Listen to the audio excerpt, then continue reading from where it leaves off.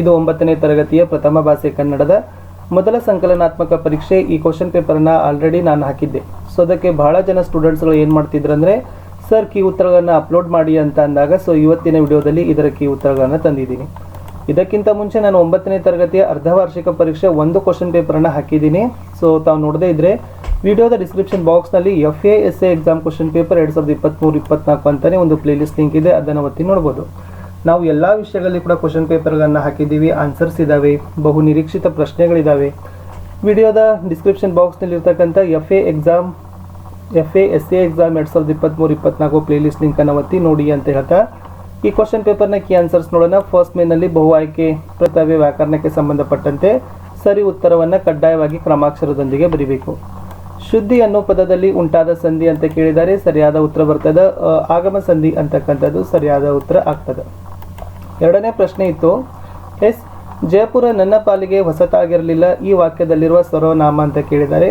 ಅದರಲ್ಲಿ ಆ ನನ್ನ ಅಂತಕ್ಕಂಥ ಉತ್ತರ ಸರಿ ಇದೆ. ಮುಂದಿನ ಪ್ರಶ್ನೆ, ಗುರು ಅನ್ನೋ ಪದದಲ್ಲಿರುವ ವಿಭಕ್ತಿ ಪ್ರತ್ಯಯ ಯಾವುದು ಅಂತ ಕೇಳಿದರೆ ಪ್ರಥಮವು, ದ್ವಿತೀಯ ಅನ್ನು. ಸೊ ಅಲ್ಲಿರ್ತಕ್ಕಂಥದ್ದು ಆ ದ್ವಿತೀಯ ಅಂತಕ್ಕಂಥದ್ದು right answer. Question number 4, Kannada ವರ್ಣಮಾಲೆಯಲ್ಲಿನ ಅನುನಾಸಿಕಗಳು ಅಂತ ಕೇಳಿದ್ದಾರೆ. ಈ ಆಪ್ಷನ್ ನ ಯ ನ ನ ಮ ಸರಿಯಾದ ಉತ್ತರ. 5ನೇ ಪ್ರಶ್ನೆ, ಕರ್ಮಧಾರೆಯ ಸಮಾಸಕ್ಕೆ ಉದಾಹರಣೆ ಯಾವುದು ಅಂತ ಕೇಳಿದರೆ ಅದರಲ್ಲಿ ಹಿರಿದಾದ ಮರ ಹೆಮ್ಮರ. ಹೆಮ್ಮರ ಅಂತಕ್ಕಂಥದ್ದು ಪದ ಕರ್ಮಧಾರೆಯ ಸಮಾಸಕ್ಕೆ ಉದಾಹರಣೆ. 6ನೇ ಪ್ರಶ್ನೆ, ನೆಲದ ಮೇಲೆ ಬಿದ್ದ ಭರತನನ್ನು ಶ್ರೀರಾಮನು ನೋಡಿದನು, ಈ ವಾಕ್ಯದಲ್ಲಿನ ಕ್ರಿಯಾಪದ ಅಂತ ಕೇಳಿದ್ದಾರೆ. ಸೊ ನೋಡ್ತಕ್ಕಂಥದ್ದು ಕ್ರಿಯೆ ನಡೆದಿದೆ, ಸೊ ನೋಡಿದನು ಅಂತಕ್ಕಂಥದ್ದು ಸರಿಯಾದ ಉತ್ತರ. ಇನ್ನು ಸಂಬಂಧೀಕರಣ ಮಾದರಿ ಪ್ರಶ್ನೆಗಳಿಗೆ ಹೋಗೋಣ. 7ನೆಯ ಪ್ರಶ್ನೆ, ತರಕ್ಷು ಹುಲಿ ವಾತ್ಸಲ್ಯ ಡ್ಯಾಶ್ ಅಂತ ಕೇಳಿದರೆ ಅದರ ಉತ್ತರ ಅಕ್ಕರೆ ಅಥವಾ ಮಮತೆ ಅಂತ ಬರಿಬೇಕು. ಮುಂದಿನ ಪ್ರಶ್ನೆ, ವೀರ ಬೀರ ರಾಯ ಡ್ಯಾಶ್ ಅಂತ ಇದೆ, ಸರಿಯಾದ ಉತ್ತರ ರಾಜ ಅಂತಕ್ಕಂಥದ್ದು ಉತ್ತರ. ಕಾಡು ಮೇಡು ಜೋಡು ನುಡಿ ಆದರೆ ಬಣ್ಣ ಬಣ್ಣ ಡ್ಯಾಶ್ ಅಂತ ಕೇಳಿದರೆ ಸರಿಯಾದ ಉತ್ತರ ಆಗ್ತದೆ ದ್ವಿರೂಕ್ತಿ. ನೆಕ್ಸ್ಟ್ ಕ್ವಶನ್ ನಂಬರ್ 10, ದರ್ಶನವನ್ನು ಆಗಮ ಸಂಧಿ ಆದರೆ ಜಾವದಲ್ಯದ್ದು ಅಂತ ಕೇಳಿದ್ದಾರೆ. ಸೊ ಜಾವದಲ್ಯದ್ದು ಅಂತಕ್ಕಂಥದ್ದು ಲೋಪಸಂಧಿಗೆ ಉದಾಹರಣೆ ಆಗ್ತದೆ. ಇಷ್ಟು 4 ಸಂಬಂಧೀಕರಣ ಮಾದರಿಯ ಪ್ರಶ್ನೆಗಳಿಗೆ ಉತ್ತರಗಳನ್ನು ನೋಡಿದ್ದೀವಿ. ಇನ್ನು ಒಂದೊಂದೇ ವಾಕ್ಯದಲ್ಲಿ ಉತ್ತರಗಳನ್ನು ಬರಲಿಕ್ಕೆ ಕೇಳಿದ್ದಾರೆ. 11ನೇ ಪ್ರಶ್ನೆ ನೋಡೋಣ. ಅಮಾತ್ಯರು ಯಾವ ವಿಷಯದಲ್ಲಿ ನಿಪುಣರಾಗಿರಬೇಕು ಅಂತ ಕೇಳಿದರೆ ಉತ್ತರ ಇದೆ, ಅಮಾತ್ಯರು ಲಂಚವನ್ನು ತೆಗೆದುಕೊಳ್ಳದವರು, ಸಾಮಾನ್ಯದ ವಿಷಯದಲ್ಲಿ ಸಂದೇಹಾತೀತರು ಆಗಿರಬೇಕು. ನೆಕ್ಸ್ಟ್ 12, ಜಯಪುರದ ಪೂರ್ವದ ರಾಜಧಾನಿ ಯಾವುದು ಅಂತ ಕೇಳಿದರೆ ಉತ್ತರ ಅಂಬೇರ ಜಯಪುರದ ಪೂರ್ವದ ರಾಜಧಾನಿಯಾಗಿತ್ತು. ಪ್ರಶ್ನೆ 13, ಸ್ವಾಮಿಯವರು ನುಡಿಸುತ್ತಿದ್ದ ಸಂಗೀತ ವಾದ್ಯ ಯಾವುದು? ಉತ್ತರ ಸ್ವಾಮಿಯವರು ನುಡಿಸುತ್ತಿದ್ದ ಸಂಗೀತದ ವಾದ್ಯ ಪಿಟೀಲು. 14, ರಾಧಾಕೃಷ್ಣನ್ ಅವರ ತಂದೆ ತಾಯಿಯವರ ಹೆಸರೇನು? ಉತ್ತರ ರಾಧಾಕೃಷ್ಣನ್ ಅವರ ತಂದೆ ವೀರಸ್ವಾಮಿ, ತಾಯಿ ಸೀತಮ್ಮ. 15, ಭರತನನ್ನು ಹೊಗಳುತ್ತಿದ್ದ 3 ಲೋಕಗಳು ಯಾವುವು? ಉತ್ತರ ಭರತನನ್ನು ಹೊಗಳುತ್ತಿದ್ದ 3 ಲೋಕಗಳು ಸ್ವರ್ಗ, ಮರ್ತ್ಯ ಮತ್ತು ಪಾತಾಳ. ಮುಂದಿನ ಪ್ರಶ್ನೆ 16, ಅಭಯ ರುಚಿಯ ಸಹೋದರಿಯ ಹೆಸರೇನು ಅಂತ ಕೇಳಿದರೆ ಉತ್ತರ ಅಭಯ ರುಚಿಯ ಸಹೋದರಿಯ ಹೆಸರು ಅಭಯಮತಿ. ಒಂದಂಕದಲ್ಲಿ 17ನೇ ಪ್ರಶ್ನೆ ಇತ್ತು, ಪಂಡರಿಬಾಯಿ ನಟಿಸಿದ ಮೊದಲ ಚಲನಚಿತ್ರದ ಹೆಸರೇನು? ಉತ್ತರ ಪಂಡರಿಬಾಯಿ ನಟಿಸಿದ ಮೊದಲ ಚಲನಚಿತ್ರ ಅದು ವಾಣಿ. ಇನ್ನು ಮುಂದಿನ ಇರ್ತಕ್ಕಂಥ ಪ್ರಶ್ನೆಗಳನ್ನು 3-4 ವಾಕ್ಯಗಳಲ್ಲಿ ಉತ್ತರಗಳನ್ನು ಬರೀಬೇಕು. 10 ಪ್ರಶ್ನೆಗಳಿದ್ದಾವೆ, ಒಂದೊಂದಕ್ಕೆ 2 ಅಂಕ. ಉತ್ತರಗಳನ್ನು ನೋಡುವ. 18ನೇ ಪ್ರಶ್ನೆ ಇತ್ತು, ಮಂತ್ರಾಲೋಚನೆಯನ್ನು ಹೇಗೆ ನಡೆಸಬೇಕೆಂದು ರಾಮನ ಅಭಿಪ್ರಾಯ? ಉತ್ತರ ರಾಜ್ಯವನ್ನು ಆಳತಕ್ಕವರಿಗೆ ಮಂತ್ರಾಲೋಚನೆಯೇ ಜಯಕ್ಕೆ ಮೂಲ ಕಾರಣ.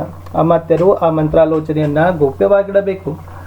ಮಂತ್ರಾಲೋಚನೆಯ ಬಗೆಗಿನ ನಿರ್ಣಯವನ್ನು ಅಗತ್ಯಕ್ಕಿಂತ ಹೆಚ್ಚಿನ ಮಂದಿಯನ್ನು ವೃಥಾ ಸೇರಿಸಿ ಚರ್ಚಿಸದೆ ನಿರ್ಣಯಕ್ಕೆ ಬರಬಾರದು.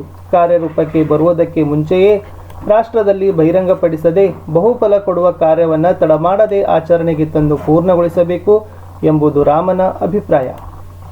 19, ಶ್ರೀರಾಮನು ಹೇಳಿದಂತೆ ದೂತನು ಹೇಗಿರಬೇಕು? ಉತ್ತರ ನಮ್ಮ ದೇಶದಲ್ಲೇ ಹುಟ್ಟಿ ಬೆಳೆದ ವಿದ್ವಾಂಸನಾಗಿರಬೇಕು. ದೂತನು ಕಾರ್ಯಸಮರ್ಥನೂ ಪ್ರತಿಭಾಶಾಲಿಯೂ ಆಗಿರಬೇಕು. ಹೇಳಿ ಕಳಿಸಿದ ಸಂದೇಶವನ್ನಷ್ಟೇ ತಿಳಿಸುವ ಸತ್ಯವಂತನಾಗಿರಬೇಕು. ವ್ಯಕ್ತಿ ವಸ್ತುಗಳ ಮೌಲ್ಯವನ್ನು ಯೋಗ್ಯತೆಯನ್ನು ಸರಿಯಾಗಿ ಗುರುತಿಸಬಲ್ಲ ನಿಷ್ಣಾತನಾಗಿರಬೇಕು. ಪ್ರಶ್ನೆ 20, ಮೀರಾಬಾಯಿ ದೇವಾಲಯದ ಸೌಂದರ್ಯವನ್ನು ವಿವರಿಸಿರಿ. ಉತ್ತರ ಮೀರಾಬಾಯಿ ದೇವಾಲಯದಲ್ಲಿ ಗಿರಿಧರ ನಾಗರನನ್ನು ಪೂಜಿಸಲಾಗುವುದು. ಗುಡಿಯ ಸೊಬಗು ರಮಣೀಯವಾಗಿದೆ. ನಕ್ಷತ್ರಾಕೃತಿಯನ್ನು ತುಂಬಿಕೊಂಡ ಗರ್ಭಗೃಹ, ನವರಂಗಗಳಿಂದ ದೇವಾಲಯವು ಆಕರ್ಷಕವಾಗಿದೆ. 21 ರಾಧಾಕೃಷ್ಣನ್ ಅವರ ವೇಷಭೂಷಣಗಳ ಬಗ್ಗೆ ಬರೆಯಿರಿ. ಉತ್ತರ: ರಾಧಾಕೃಷ್ಣನ್ ಅವರ ಬಾಹ್ಯ ರೂಪ ಎತ್ತರವಾದ ನಿಲುವು, ಬಿಸ್ಕೆಟ್ ಬಣ್ಣದ ರೇಷ್ಮೆಯ ನಿಲುವಂಗಿ, ಶುಭ್ರವೂ ನಿರಾಡಂಬರವೂ ಆದ ಬಿಳಿಯ ಪಂಚೆ ಮತ್ತು ರುಮಾಲು, ಕೋಪ ಸೂಚಕವಲ್ಲದ ಹುಬ್ಬು, ಯಾವುದೇ ಸಮಸ್ಯೆಯ ಒಳಹೋಗುವಂತಿರುವ ಕಣ್ಣ ನೋಟ, ಮುಗುಳು ನೆಗೆಯ ಸುಳಿವು ಇವು ಭಾರತೀಯ.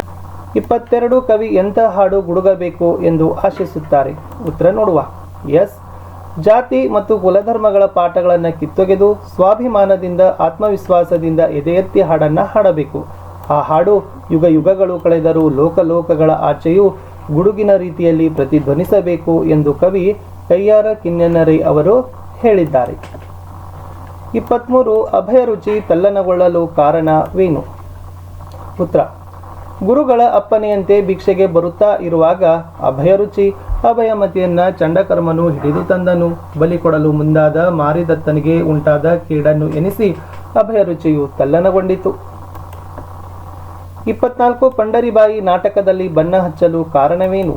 ಉತ್ತರ: ಪಂಡರಿಬಾಯಿಯವರಿಗೆ ಆಕಸ್ಮಿಕವಾಗಿ ಮುದುಕನ ಮದುವೆ ನಾಟಕದಲ್ಲಿ ಬಣ್ಣ ಹಚ್ಚುವ ಸನ್ನಿವೇಶ ಎದುರಾಯಿತು. ಆದರ್ಶ ನಾಟಕ ಸಂಘ ಪ್ರದರ್ಶಿಸುತ್ತಿದ್ದ ನಾಟಕದಲ್ಲಿ ಅಭಿನಯಿಸುತ್ತಿದ್ದ ನಟಿ ನಾಟಕ ಆರಂಭಕ್ಕೆ ಅರ್ಧ ಗಂಟೆ ಮುಂಚೆ ಬರುವುದಿಲ್ಲ ಎಂಬ ವಾರ್ತೆಯನ್ನು ಕಳುಹಿಸಿದರು. ನಾಟಕದ ಟಿಕೆಟುಗಳು ಪೂರ್ತಿ ಮಾರಾಟವಾಗಿದ್ದವು. ನಾಟಕ ನಿಂತರೆ ದೊಡ್ಡ ಕಷ್ಟಕ್ಕೆ ಕುಟುಂಬ ಸಿಕ್ಕಿಕೊಳ್ಳುತ್ತಿತ್ತು. ಆ ಪಾತ್ರವನ್ನು ತಂಗಿ ಪಂಡರಿಬಾಯಿ ಕೈಲಿ ಮಾಡಿಸಬೇಕೆಂದು ಅಣ್ಣ ವಿಮಲಾನಂದ ಆಲೋಚಿಸಿದರು. ಹೀಗೆ ಪಂಡರಿಬಾಯಿಯವರು ನಾಟಕರಂಗ ಪ್ರವೇಶಿಸಬೇಕಾಗಿ ಬಂತು. 25 ಪಂಡರಿಬಾಯಿ ಕಲಾವಿದೆಯಾಗಿ ರೂಪುಗೊಳ್ಳಲು ಸಹಕರಿಸಿದ ಅಂಶಗಳು ಯಾವುವು? ಉತ್ತರ: ಪ್ರತಿಭೆ, ಅಂತಃಕರಣ ಮತ್ತು ಹೃದಯ ಶ್ರೀಮಂತಿಕೆ. ಇವುಗಳು ಪಂಡರಿಬಾಯಿಯವರು ಒಬ್ಬ ಅಪರೂಪದ ಕಲಾವಿದೆಯಾಗಿ ರೂಪುಗೊಳ್ಳಲು ಸಹಕರಿಸಿದ ಅಂಶಗಳು. 26 ಲಾಂಚು ಬರುವವರೆಗೆ ಹೊತ್ತು ಕಳೆಯಲು ಏನೆಲ್ಲ ಚಟುವಟಿಕೆಗಳು ಮಾಡಬಹುದು? ಎಸ್. ಉತ್ತರ: ಲಾಂಚು ಬರುವವರೆಗೆ ದಂಡೆಗುಂಟ ಅಡ್ಡಾಡುತ್ತಾ ಕಪ್ಪೆ ಚಿಪ್ಪು ನುಣ್ಣನೆ ಉರುಟು ಕಲ್ಲುಗಳನ್ನು ಹೆಕ್ಕಬಹುದು. ಹೆಕ್ಕಿದ ಕಲ್ಲನ್ನು ಹೊಳೆಗೆ ಎಸೆಯಬಹುದು. ಕಲ್ಲು ಬಿದ್ದ ಜಾಗದಲ್ಲಿ ಎದ್ದ ಅಲೆಯಾಗಿ ತೇಲಿ ಬರುವುದನ್ನು ನೋಡುತ್ತಾ ಮೈಮರೆಯಬಹುದು. ಎಸ್. 27 ಲಾಂಚು ಹೊಳೆಯ ದಡಕ್ಕೆ ಬಂದು ನಿಂತಾಗ ಜನರ ಗಡಿಬಿಡಿ ಹೇಗಿರುತ್ತದೆ? ಲಾಂಚು ಹೊಳೆಯ ದಡಕ್ಕೆ ಬಂದು ನಿಂತಾಗ ಮೊದಲ ಸಲ ಲಾಂಚು ಹತ್ತುವರ ಸಂಭ್ರಮ ಕುತೂಹಲಗಳಂತೂ ಹೇಳತಿರದು. ಅವರು ನೀರಿನ ಸಮೀಪಕ್ಕೆ ಹೋಗಿ ನಿಲ್ಲುವರು. ಬಸ್ಸನ್ನು ಅದರೊಳಗೆ ಹಾಕುತ್ತಾರಾ? ಅದು ಹೇಗೆ? ಲಾಂಚು ಮಧ್ಯದಲ್ಲಿ ಕೆಟ್ಟು ಹೋದರೆ ಗತಿಯೇನು? ಮುಳುಗಿ ಹೋಗುತ್ತಾ? ನನಗೆ ಈಜು ಬರಲೋಲ್ಲಪ್ಪ. ಲಾಂಚಿನ ಡ್ರೈವರ್ ಎಲ್ಲಿ ಕುಳಿತಿರುತ್ತಾರೆ? ಪ್ರತಿದಿನ ಓಡಿಸಲು ಬೇಸರವಾಗುವುದಿಲ್ಲವೇ? ಇಂತಹ ಆಲೋಚನೆಗಳು ಬರುತ್ತಿರುತ್ತವೆ. ನೆಕ್ಸ್ಟ್ ಇರೋದು ಕವಿ ಸಾಹಿತಿಗಳ ಸ್ಥಳಕಾಲ ಕೃತಿ ಪ್ರಶಸ್ತಿ ಬಿರುದುಗಳನ್ನು ವಾಕ್ಯ ರೂಪದಲ್ಲಿ ಬರೀಬೇಕು. 2 ಪ್ರಶ್ನೆ ತಲಾ ಒಂದಕ್ಕೆ 3 ಅಂಕ, ಒಟ್ಟಾರೆ 6 ಅಂಕ. 28ನೇ ಪ್ರಶ್ನೆ ಡಾಕ್ಟರ್ ಎಸ್.ಎಲ್. ಭೈರಪ್ಪ ಅವರ ಬಗ್ಗೆ ಇದೆ. ಸೊ ವೆರಿ ಇಂಪಾರ್ಟೆಂಟ್ ಬರ್ತಕ್ಕಂಥ ಚಾನ್ಸಸ್ ಇದೆ. ನಾನು ಪಾಯಿಂಟ್ಸ್ ಹಾಕಿ ಕೊಟ್ಟಿದ್ದೀನಿ, ಅದನ್ನು ವಾಕ್ಯ ರೂಪದಲ್ಲಿ ಚೆನ್ನಾಗಿ ಬರೀರಿ. ಪ್ರತಿಯೊಂದು ಅಂಶಕ್ಕೆ 1 ಅಂಕ ಇರ್ತದೆ. Doctor SL. ಭೈರಪ್ಪ, ಸ್ಥಳ ಹಾಸನ ಜಿಲ್ಲೆಯ ಚನ್ನರಾಯಪಟ್ಟಣದ ಸಂತೇಶ್ವರ, ಕಾಲ 20 ಆಗಸ್ಟ್ 1931. ಕೃತಿಗಳು ಧರ್ಮಸ್ತ್ರೀ, ಗೃಹಭಂಗ, ವಂಶವೃಕ್ಷ, ಅನ್ವೇಷಣೆ, ದಾಟು, ಪರ್ವ, ಮಂದ್ರ, ಆವರಣ. ಪ್ರಶಸ್ತಿಗಳು ಕೇಂದ್ರ ಸಾಹಿತ್ಯ ಅಕಾಡೆಮಿ, ರಾಜ್ಯ ಸಾಹಿತ್ಯ ಅಕಾಡೆಮಿ, ಸರಸ್ವತಿ ಸಮ್ಮಾನ, ನಾಡೋಜ ಪ್ರಶಸ್ತಿಗಳು ದೊರೆತಿವೆ. 29ನೇ ಪ್ರಶ್ನೆ ರತ್ನಾಕರ ವರ್ಣಿ ಬಗ್ಗೆ ಇದೆ. ಸೊ ನೋಡೋಣ ಉತ್ತರ ಏನಿದೆ ಅಂತ. ಕವಿ ರತ್ನಾಕರ ವರ್ಣಿ, ಕಾಲ 1560, ಸ್ಥಳ ದಕ್ಷಿಣ ಕನ್ನಡ ಜಿಲ್ಲೆಯ ಮೂಡುಬಿದಿರೆ. ಕೃತಿಗಳು ಅಪರಾಜಿತ ಶತಕ, ತ್ರಿಲೋಕ ಶತಕ, ರತ್ನಕರಾದೀಶ್ವರ ಶತಕ, ಭರತೇಶ ವೈಭವ. ವಿಶೇಷ ಕನ್ನಡ ಸಾಂಗತ್ಯ ಕವಿಗಳಲ್ಲಿ ಅಗ್ರಗಣ್ಯರಾಗಿದ್ದಾರೆ. ಕರಾವಳಿ ಕರ್ನಾಟಕದ ಮಹಾಕವಿ ಅಂತಲೂ ಕೂಡ ಪ್ರಸಿದ್ಧಿಯಾಗಿದ್ದಾರೆ. ಬಿರುದು ಶೃಂಗಾರ ಕವಿ. ಇಷ್ಟು ಏನಾಗಿತ್ತು ಅಂದರೆ ಫಸ್ಟ್ ಪಾರ್ಟಲ್ಲಿ ನಾನು ಏನು ಮಾಡಿದ್ದೀನಿ, ಒಂದು 29 ಪ್ರಶ್ನೆ ಒಳಗೆ ನಿಮಗೆ ಉತ್ತರಗಳನ್ನು ಕೊಟ್ಟಿದ್ದೀನಿ. ನೀವು ಕಮೆಂಟ್ ಮಾಡಿದರೆ ಸೆಕೆಂಡ್ ಪಾರ್ಟಲ್ಲಿನೂ ಕೂಡ ಉತ್ತರಗಳನ್ನು ಬೇಗನೆ ಹಾಕ್ತೀನಿ ಅಂತ ಹೇಳ್ತಾ, ಫಸ್ಟ್ ಕ್ವಶನ್ ಪೇಪರ್, ಈ ಕ್ವಶನ್ ಪೇಪರ್, ಬಹು ನಿರೀಕ್ಷಿತ ಪ್ರಶ್ನೆಗಳು, ಎಲ್ಲ ಪಾಠದ ಕ್ವಶನ್ ಆನ್ಸರ್ಗಳು ನನ್ನ ಯೂಟ್ಯೂಬ್ ಚಾನಲ್ನಲ್ಲಿ ಇದ್ದಾವೆ. ಒಂದು 2-3 ಗಂಟೆ ತಾವು ಚೆನ್ನಾಗಿ ಕುಂತು ನೋಡಿದರೆ ಖಂಡಿತವಾಗಿ ಸ್ಕೋರ್ ಆಗೇ ಆಗ್ತದೆ. ಮತ್ತೆ ನಾನು ಸಿಗ್ತೀನಿ ಹೊಸ ವಿಡಿಯೋದಲ್ಲಿ. ಅಲ್ಲಿಯವರೆಗೂ ಟೇಕ್ ಕೇರ್, ಬಾಯ್.